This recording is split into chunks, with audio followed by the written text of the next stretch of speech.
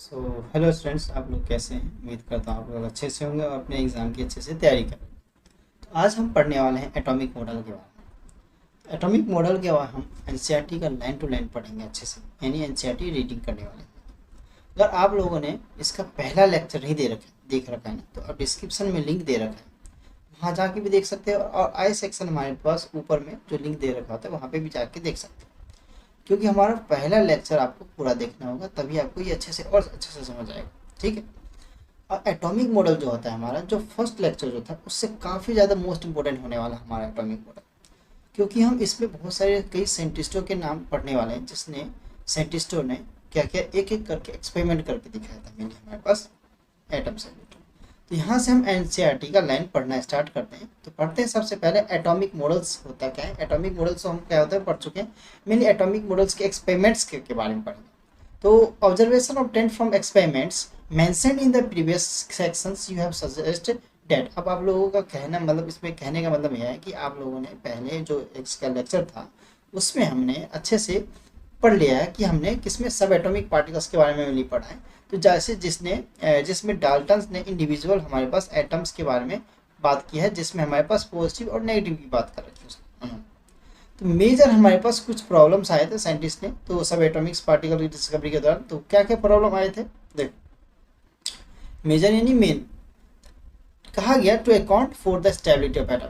अब mainly atom की stability की बात कर रहे हैं, यानी पॉजिटिव नेगेटिव की स्टेबिलिटी की बात कर रहा होगा। ठीक है, इसकी बात हो गई मेनली।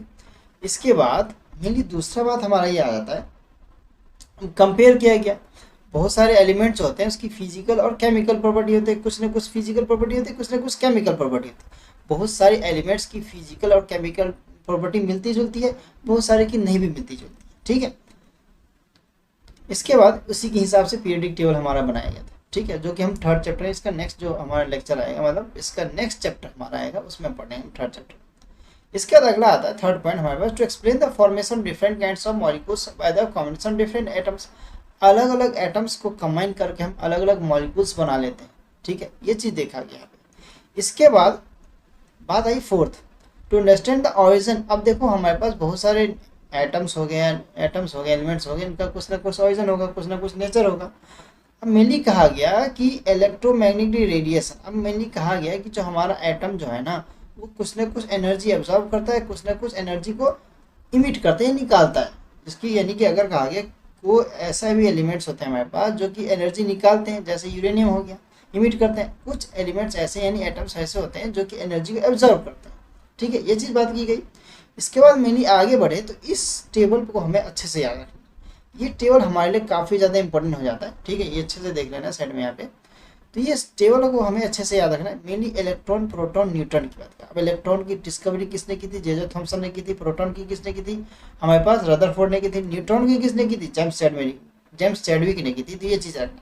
इलेक्ट्रॉन को ई माइनस से डिनोट किया जाता है, प्रोटॉन को पी प्लस से और न्यूट्रॉन को एन नोट से। ठीक है, अब मेनली हमें चार्ज भी और मास भी याद रखना है इन तीनों। मेनली देखो इन तीनों का कैसे, दो ही का मेनली याद रखना पड़ेगा। न्यूट्रॉन का तो हमारे पास जो चार्ज होता है वो जीरो होता है, बाकी इन दोनों का कितना होता है 1.6 इंटू 10⁻⁻19 कूलम हो जाता है। इसका प्लस 1.6 इंटू 10⁻⁻19 कूलम हो जाता है। ये चीज़ हमें याद रखना है। इसके बाद जो मास की बात करें, 9.1 इंटू 10⁻31 हो जाता है हमारे पास। इसका कितना होता है 1.6 इंटू 10⁻27। इसका 1.6 इंटू 10⁻27 मान लेते हैं। हमें यही चीज़ मेनली याद रखनी है। ठीक है, इसके बाद हम आगे बढ़ते हैं। आगे हम मेनली पढ़ेंगे किसके बारे में? जे थॉमसन के बारे में पढ़ेंगे। बहुत सारे साइंटिस्ट आए, थॉमसन आए, ठीक है, रदरफोर्ड आए, नील्स बोर आए, तो बहुत सारे साइंटिस्ट के बाद आए। तो different atomic models were propose the explain the distribution of the charge and particles in an atom. तो अलग अलग साइंटिस्ट आए, अलग अलग साइंटिस्ट ने अलग अलग एटम्स के बारे में मतलब अपनी कुछ थ्योरी दी। ठीक है, सब कुछ ने अपने some of this models were not able to explain the stability. कुछ मॉडल्स ऐसे थे जिसमें कि एटम्स के स्टेबिलिटी को बताया नहीं गया। ठीक है, मेनली टू ऑफ दिस, उसमें से हम दो मॉडल ऐसे कुछ पढ़ते हैं कि two of this models, one propose by एक जे थॉमसन ने किया था और जो दूसरा जो हमारा अर्नेस्ट रदरफोर्ड ने किया था। ठीक है, तो सबसे पहला मॉडल हमारा जे थॉमसन का। ठीक है, तो ये पढ़ने वाले हैं। तो मेनली जे थॉमसन ने किया गया था। अब देखो पहले ये देख लो, यहाँ पे हमें मॉडल दे रखा। इन्होंने प्लम पुडिंग मॉडल कह लो या वाटरमेलन मॉडल कह लो, तो मेनली इन्होंने, जैसे आप लोगों ने वाटरमेलन देखा होगा तो उसमें देखा होगा कि बीज होता है इसमें, वाटरमेलन काटते हैं ना तो बीज दिखता है। अब इन्होंने पूरा स्फेरिकल शेप में काटा, स्फेरिकल शेप में देखा कि जो लाल वाला जो पार्ट है ना वो उसको पॉजिटिव चार्ज यानी स्पेयर किया गया, ठीक है। और जो इलेक्ट्रॉन यानी जो बीज धसे हुए हैं ना इनको इलेक्ट्रॉन कहा गया मेनली, ठीक है। तो इन्होंने ये ऐसे करके बताया था। तो यहीं पे यही चीज़ लिखा हुआ है यहाँ पे, J Thomson in 1898 propose that an atom possess a spherical shape, ठीक है। ये चीज़ याद रखना है। रेडियस अप्रोक्सीमेटली 10⁻⁻10 मीटर था, पूछता नहीं है जनरली लेकिन याद रखना है। Mainly in which the positive charge is uniformly distribute, positive जो चार्ज था हर जगह था, मैंने कहा ना लाल वाला जो हिस्सा था पॉजिटिव चार्ज था वो हर जगह डिस्ट्रीब्यूट किया गया था। And the electrons are embedded into such a manner as to give the most stable electrostatic. अब इलेक्ट्रोस्टैटिक अरेंजमेंट का मतलब सुनो, इलेक्ट्रो यानी इलेक्ट्रॉन से मतलब है, स्टैटिक यानी स्थिर यानी एक जगह टिका हुआ। तो बीच जो धसे हुए थे ना उनको मेनली इलेक्ट्रॉन माना गया, तो इलेक्ट्रोस्टैटिक अरेंजमेंट इसी चीज़ को कह दिया इन्होंने, ठीक है। इलेक्ट्रो यानी इलेक्ट्रॉन्स की बात, स्टैटिक यानी रुका हुआ, जो चीज़ रुका हुआ स्टेबल है वो चीज़, तो उसी को कह दिया इन्होंने। अब many different names are given to this model, अलग अलग मतलब नाम दिए गए इस मॉडल के। प्लम पुडिंग मॉडल कहा गया, रेजिन पुडिंग मॉडल कहा गया, वाटरमेलन मॉडल कहा गया। तो ये चीज़ हमें याद रखना है, ठीक है। ये हमारा मॉडल है, ठीक है।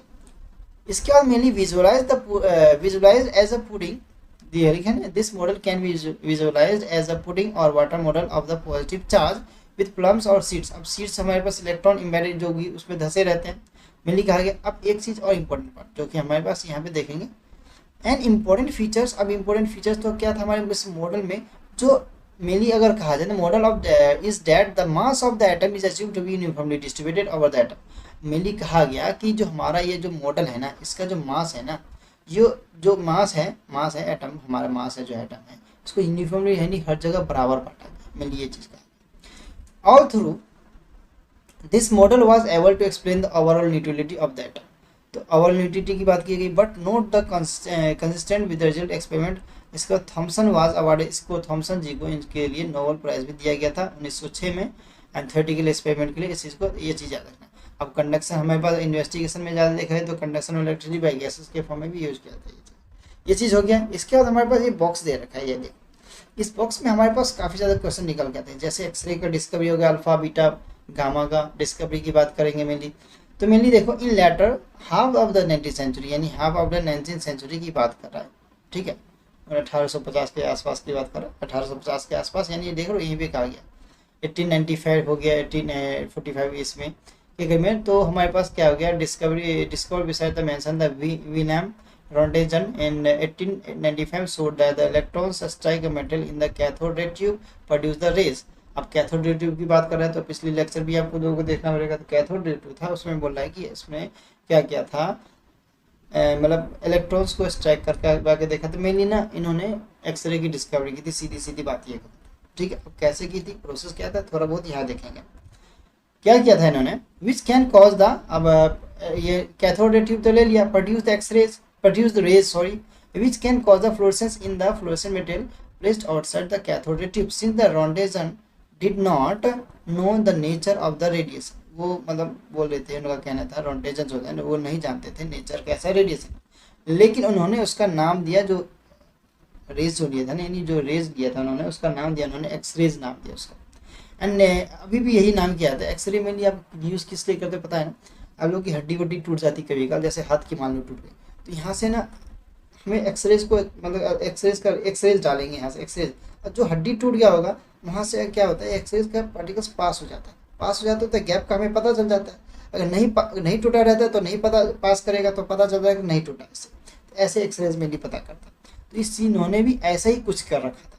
अब क्या किया था, name is still carried on, it was noted the X-ray are produce effective and electron strike the dense metal anode called target. Mainly मैंने कहा ना, जैसे हम हड्डी होता है, हमारा हड्डी क्या होता है, जो हड्डी टूट गया तो टारगेट, डॉक्टर पूछता है ना आपसे कि मेनली ये सिस्टम जो लैब में होता है एक्सरे करने वाला, पूछता है कि कौन सी हड्डी टूटी, कहाँ की हड्डी टूटी, तो दिखाते सर ये हमारे हाथ का हड्डी टूटी, तो यहाँ पे स्ट्राइक करवाते हैं, रखते हैं और स्ट्राइक करवाते हैं, ठीक है। अगर इलेक्ट्रॉन हमारे पास एक्सरेज पास कर जाता है एक्सरेज, तो वहाँ पे हड्डी गैप दिखा देता है, तो हमें क्या पता चल जाता है कि यहाँ की हड्डी टूटी हुई, खिसकी हुई, कुछ भी हुई, तो पता चल जाता है। तो ऐसे ही इन्होंने रोटेशन में भी करके देखा था। This are not deflected by electric, और अगर हमें बात करा इलेक्ट्रिक और मैग्नेटिक फील्ड के हिसाब से, अगर ये डिफ्लेक्ट नहीं किया, ठीक है, क्योंकि नहीं किया तो इसका मतलब क्या होगा, इसकी पेंट्रेटिंग पावर यानी इसकी जाने की रफ्तार बहुत तेज है।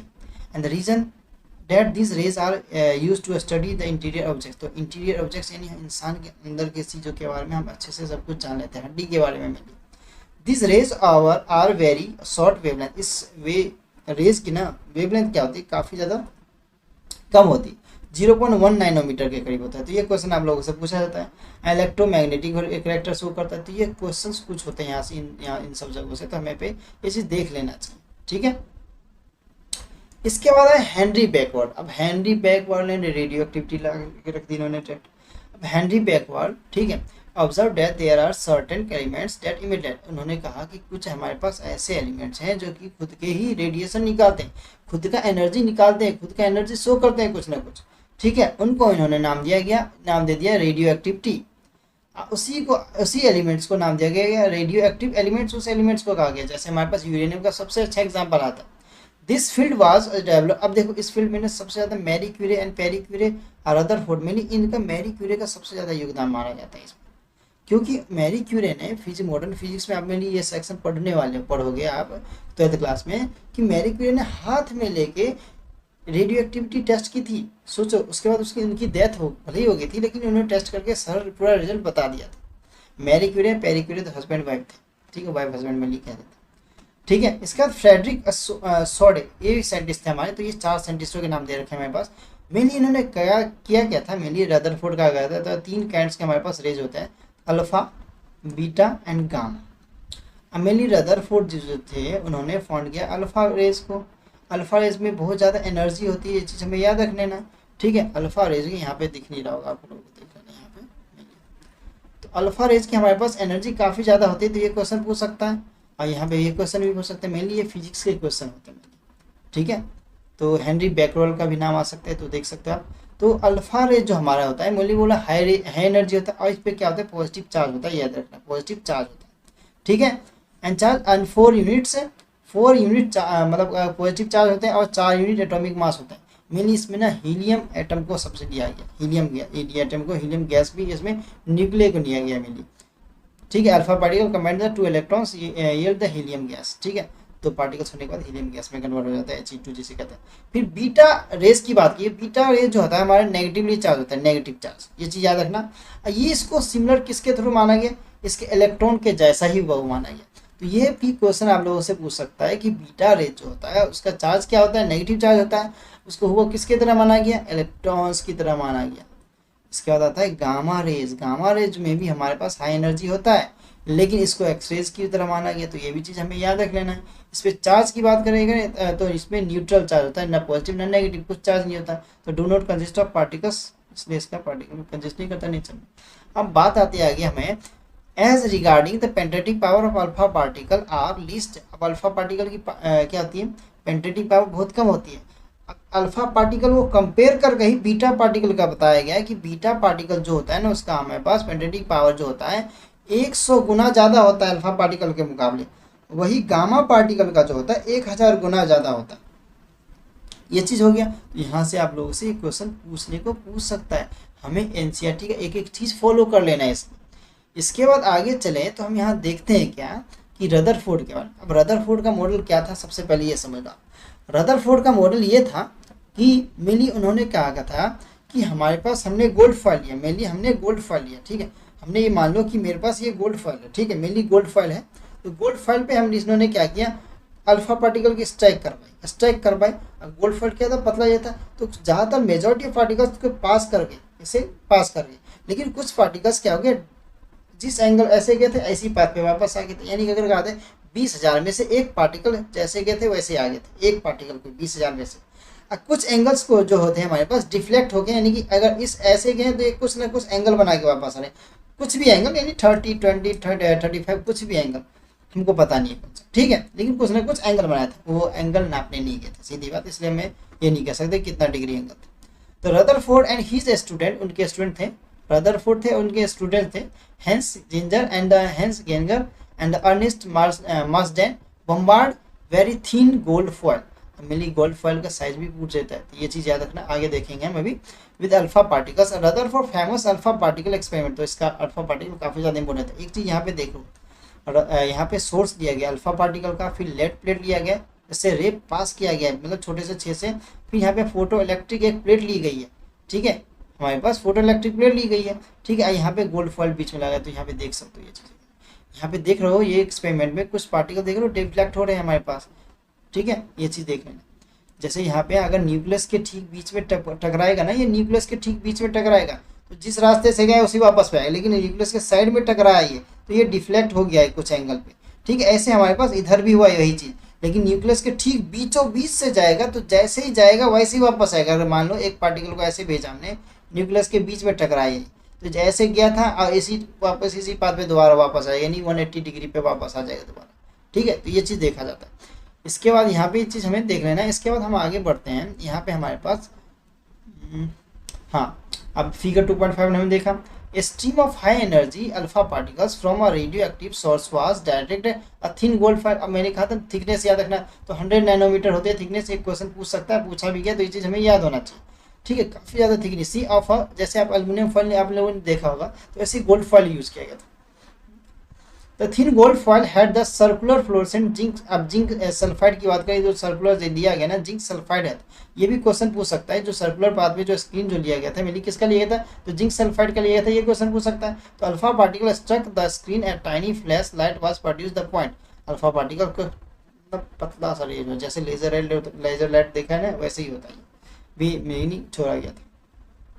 The result of the scattering experiment were quite unexpected. अब जो रिजल्ट जो था ना, एक्सपेक्ट ही नहीं किया था रदरफोर्ड ने कि ऐसा भी रिजल्ट निकल सकता है, लेकिन आगे देखो, ठीक है। काफ़ी ज़्यादा थॉमसन के मुकाबले इनका मतलब अगर कहा जाए एक्सपेरिमेंट काफ़ी ज़्यादा अच्छा था। मतलब अकॉर्डिंग टू अगर Thomson model atom, the mass of the gold atom in the foil should have been spread even through the entire atom. Alpha particles had enough energy to pass. बोला है alpha particles को जो हमारे बहुत ज़्यादा energy की मतलब चाहिए होगा, एनर्जी की जरूरत हो रही है स्ट्राइक करवाएं, तो एनर्जी लगी होगी स्ट्राइक, बोला काफ़ी ज़्यादा एनर्जी से स्ट्राइक करवाया होगा।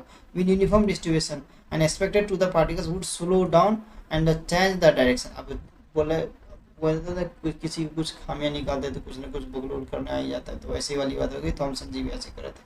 तो स्लो डाउन है, बोला कि जो डिफ्लेक्ट हुए होंगे ना, तो बोला कि ना वो उसको स्लो कर दिया होगा, तो डायरेक्शन चेंज हो गया, स्मॉल एंगल पे आ गया होगा या डिफ्लेक्ट हो गया होगा। ये चीज़ क्या है कह रहे हैं इनका, लेकिन ऐसा नहीं था। इन्होंने कुछ रदरफोर्ड ने क्या ऑब्जर्व किया, तो ये चीज़ 3 चीज़ देख लो खासतौर से। मोस्ट ऑफ अल्फा पार्टिकल जो थे पास कर गए थे, ये तो अनडिफ्लेक्ट हुए थे। अनडिफ्लेक्ट याद पोर्सन याद रखना, डिफ्लेक्ट बिल्कुल नहीं था। दूसरा हमारा क्या, जो कुछ हमारे जो अल्फा पार्टिकल जो थे ना, वो अल्फा पार्टिकल डिफ्लेक्ट हो गए थे छोटे छोटे एंगलों पे। कितना डिग्री एंगल था हमें पता नहीं है। फ्यू अल्फा पार्टिकल्स अगर कहा था 20,000 में से एक कोई अल्फा पार्टिकल हमारा जो बाउंस बैक हुआ था, जो कि 180 डिग्री पे, मतलब जैसे गया वैसे वापस आ गया, तो 180 डिग्री तो होगा ना, तो वैसे ही बात करिए। इसके बाद हम आगे बात करते हैं ऑन द बेसिस ऑफ, यहाँ पे आप लोगों को दिखा नहीं होगा, तब ऐसे झुक जाऊँगा, ऐसे तो देख लो, ऐसे मैं ऊपर करके बता ही देता हूँ। On the basis of the observation Rutherford drew the following conclusion. तो कुछ कंक्लूजन निकाले रदरफोर्ड ने स्ट्रक्चर ऑफ एटम के। तो ये पहला कंक्लूजन देखते हैं। Most of the space of the atom is empty. Most of यानी जो बोला है कि ज़्यादा जो स्पेस था एटम के बीच में वो खाली था, एंड अल्फा पार्टिकल इसलिए पास कर गया होगा, डिफ्लेक्ट नहीं किया होगा, ठीक है, ये चीज़ हो गया।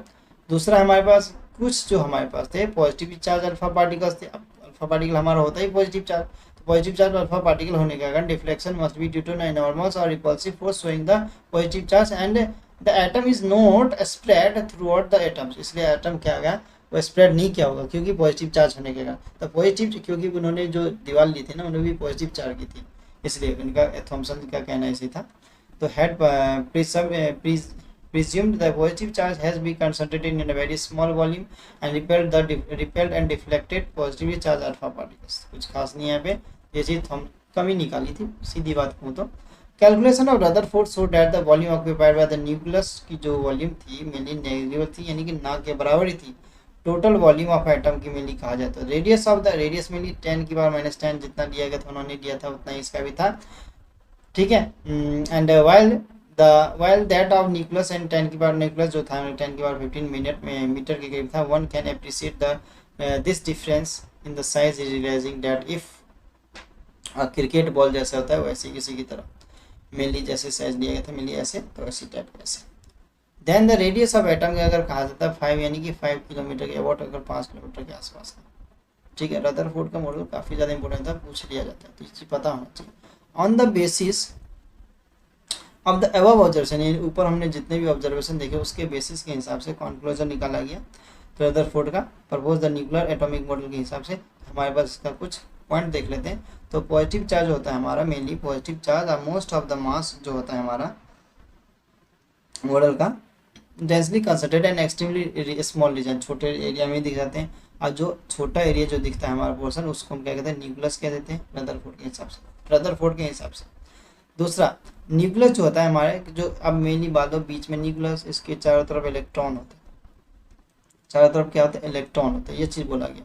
तो न्यूक्लियस के चारों तरफ क्या होता है हमारे पास, इलेक्ट्रॉन। जैसे अगर मेनली कहा था सूरज होता है, सूरज के चारों तरफ क्या होता है, सूरज के चारों तरफ प्लैनेट रिवॉल्व करता है ना, तो वैसे इसको भी कहा गया ये सराउंडेड होता है इलेक्ट्रॉन्स दैट द न्यूक्लियस है very high speed of a circular path, इसको हम ऑर्बिट्स कहते हैं। जो अभी अभी कहते हैं प्लैनेट्स अपने एक्सिस पे घूमता है, अपने अब जो पाथ होता है उसी पे घूमता है, तो ऑर्बिट्स मेनली उसी को कहते थे। यहाँ पे एसएसटी में भी पढ़ते हैं, ठीक है, मेनली जियोग्राफी में। Rutherford model of the atom resembled that the solar system in the nucleus plays the role of the sun। मैंने कहा ना अभी प्लैनेट्स वाले, जैसे सूरज बीच में है, सन बीच में हमारा, उसके चारों तरफ प्लैनेट्स रिवॉल्व करते हैं, तो सन को क्या मान लेते हैं, न्यूक्लियस मान लेते हैं। उसके चारों तरफ जो प्लैनेट्स हैं उसको हम क्या मान लेते हैं, इलेक्ट्रॉन मान लेते हैं। वैसे रिवॉल्व करता है, ठीक है। Third point, electron and the nucleus are held together by electrostatic force of attraction. जो इलेक्ट्रॉन हो गया और न्यूक्लियस हो गया, दोनों के बीच में इलेक्ट्रोस्टैटिक फोर्स ऑफ अट्रैक्शन होता है। यानी कि अगर बात मान लो तो कहते हैं इन दोनों के बीच में कुछ ना कुछ तो क्या हो गया, फोर्स हो गई। इलेक्ट्रोस्टैटिक से फोर्स कहा गया।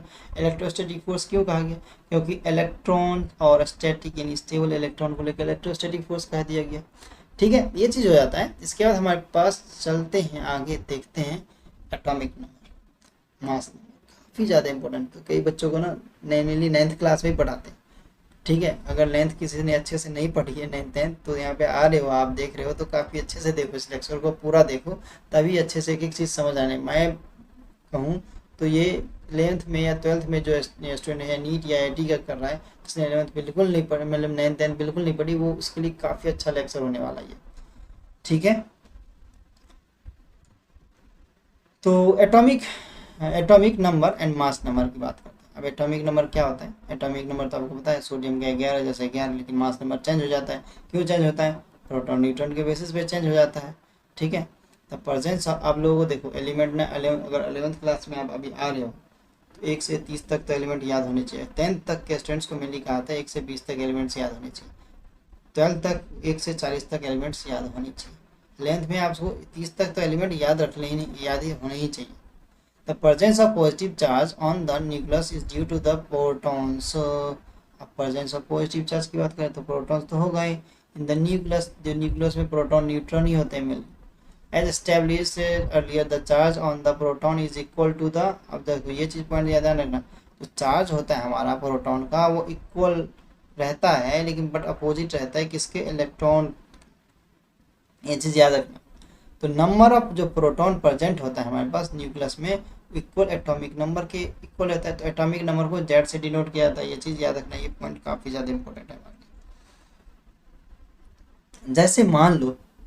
जैसे मान लो नंबर ऑफ प्रोटॉन की बात कर रहा है हमारे पास, इन द हाइड्रोजन में हमारे पास न्यूक्लियस में 1 है, सोडियम में हमारे पास कितना है, 11 है।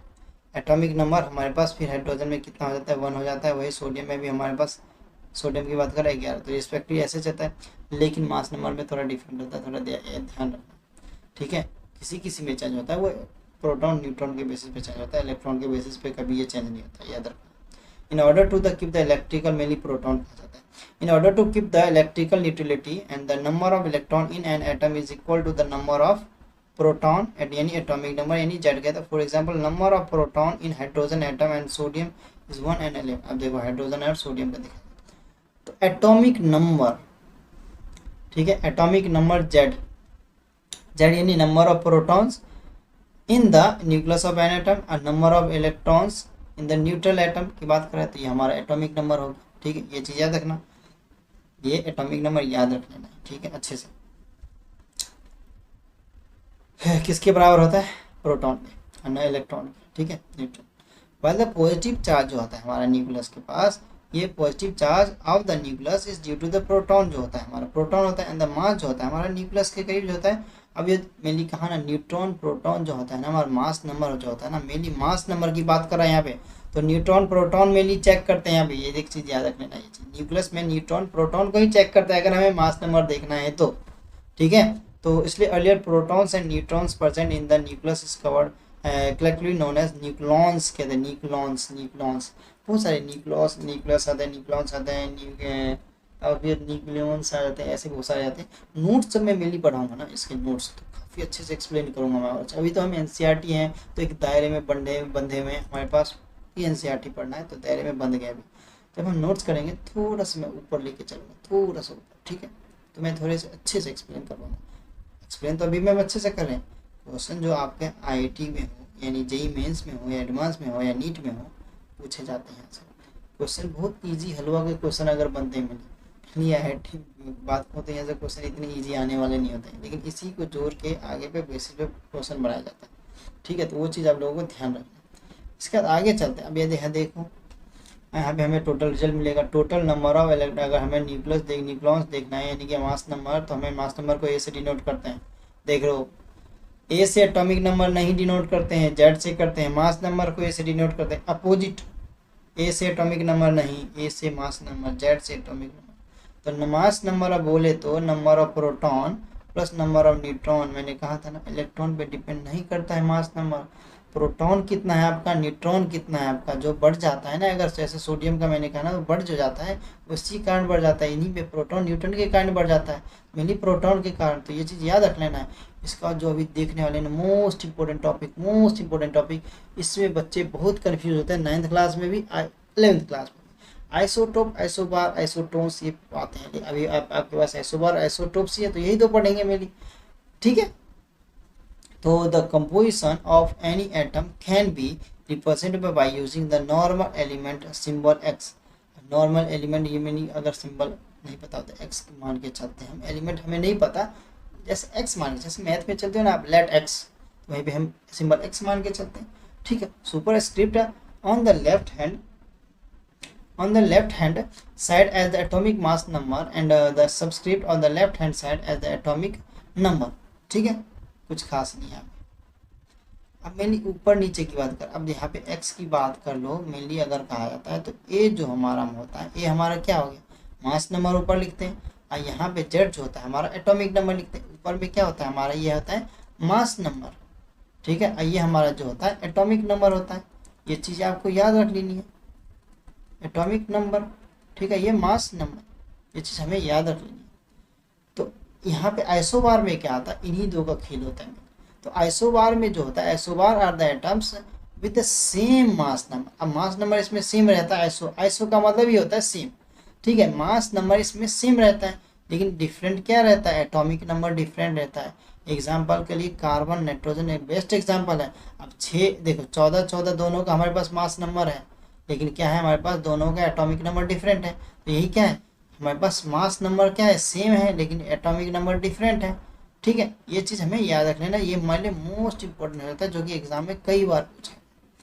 अगर दूसरे मतलब अदर हैंड मतलब atoms with identical atomic number, इसमें अब दूसरे में क्या होता है, एसोटोप्स में इसमें एटॉमिक नंबर सेम होते हैं, लेकिन इसमें मास नंबर जो होते हैं इसमें डिफरेंट होते हैं, जिसको हम आइसोटोप्स कह देते हैं। ये भी चीज़ हमें याद रख लेनी है। इसका भी हमारे पास बहुत सारे एग्जाम्पल आते हैं, हाइड्रोजनियम ड्यूटेरियम ट्राइटियम में आ जाता है, ठीक है, प्रोटेनियम ड्यूटेरियम ट्राइटियम में कहते हैं।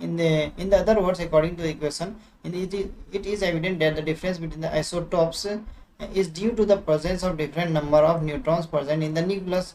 एग्जाम्पल के लेकर के आता है, कंसिडर किया था हाइड्रोजन को 99.985% ले लेते हैं, लेकिन 100% हम मानते चलते, अप्रोक्स मान के चले तो इतना होता है। हाइड्रोजन एटम्स के लिए 1 प्रोटॉन, एक प्रोटॉन होता है, यानी आइसोटोप अगर कहा था तो प्रोटीनियम हो गया, यानी 1 हो गया। इसमें क्या होता है, मास नंबर भी 1 और मास नंबर भी 1 होता है, इसमें एटॉमिक नंबर भी 1 होता है। Rest the percentage hydrogen content 2 other isotopes होते हैं हमारे पास, एक में प्रोटॉन ज़्यादा हो जाता है, न्यूट्रॉन, ठीक है। तो ड्यूटेरियम आ जाता है, ड्यू का मतलब भी 2 होता है, ड्यूटेरियम हो गया हमारे पास, ठीक है, ये चीज़ याद रख लेना। दूसरे हमारा ट्राइटेरियम आ जाता है, ये चीज़ देख सकते हैं, ठीक है, ये हमारे पास क्वेश्चन पूछ लिया जाता है, तो हमें पता होना चाहिए क्या होता है। The latter isotope found in the trace amount of the, कुछ हमें आइसोटोप्स के कुछ अमाउंट्स में मिल जाते हैं अर्थ क्रस्ट में। एग्जाम्पल के लिए कहा जाता है मैंने आइसोटॉप्स हमारे पास जैसे 6 7 हमारे पास 8 न्यूट्रॉन्स की बात करें, प्रोटॉन यानी कि कार्बन कार्बन कार्बन दे रखे हैं, कार्बन के भी आप मान सकते हो। वैसे हमारे पास क्लोरीन क्लोरीन का भी आ जाता है, तो ये क्वेश्चन यहाँ से पूछ सकता है आपसे, तो ये पूछा भी गया है आपसे, ऐसी बात नहीं है, प्रीवियस एग्जाम में हमारे पास पूछा भी गया है। तो lastly an important point of the mention regarding the isotopes and chemical properties of atoms are controlled by the number of electrons in which are determined by the number of proton in the nucleus.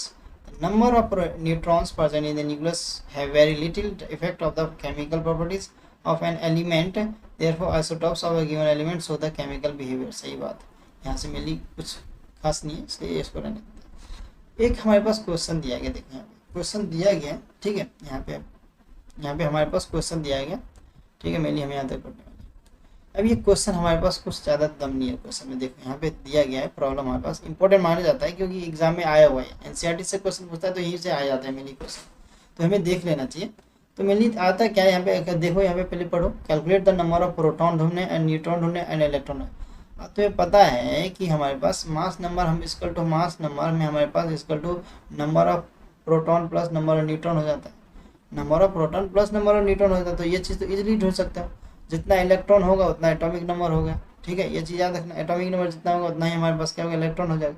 यहाँ इस case में देख लो, पहले ये तो दे रखा है हमें, यानी इसके ऊपर वाला जो दे रखा है तो हमें मास नंबर दे रखा है, ये एटॉमिक नंबर दे रखा है, तो इलेक्ट्रॉन यहाँ से पता कर सकते हो, अब बाकी चीज़ें तो इजीली पता कर लोगे, तो मास नंबर दे रखा है तो ठीक। अब हमारे पास यहाँ जेड यानी कि हमारे पास क्या है, जेड यानी हमारे पास यहाँ पे एटॉमिक नंबर दे रखा है, मास नंबर हमारे पास दे रखा है, ठीक है, स्पीशीज न्यूट्रल है हमारे पास, ठीक है। Number of proton plus number of electron हमने फॉर्मूला लगाया, तो नंबर ऑफ प्रोटॉन जितने होते हैं इलेक्ट्रॉन भी उतने ही होते हैं, ये चीज़ याद रखना ना, ये चीज़ हमने पीछे भी देखा था इसका। तो जितना प्रोटॉन होगा उतना ही इलेक्ट्रॉन होता है, इलेक्ट्रॉन हमारे पास कितना होता है, जितना हमारे पास एटॉमिक नंबर होता है उतना ही हमारे पास इलेक्ट्रॉन होता है, तो प्रोटॉन भी उतना था, ठीक है। तो ये चीज़ 35 आ गया।